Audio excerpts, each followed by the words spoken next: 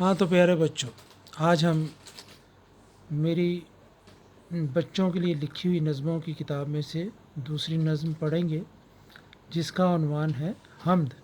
حمد اس نظم کو کہتے ہیں جس میں اللہ تعالیٰ کی تعریف بیان کی جائے۔ اس نظم میں بھی اللہ کی چند صفات کا ذکر کیا گیا ہے، تو اس نظم کا آغاز کرتے ہیں۔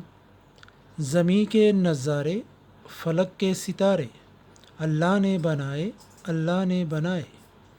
یہ دریا کنارے، یہ ندیاں کے دھارے، اللہ نے بنائے، اللہ نے بنائے۔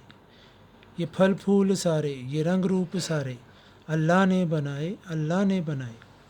یہ انسان سارے، یہ حیوان سارے، اللہ نے بنائے، اللہ نے بنائے۔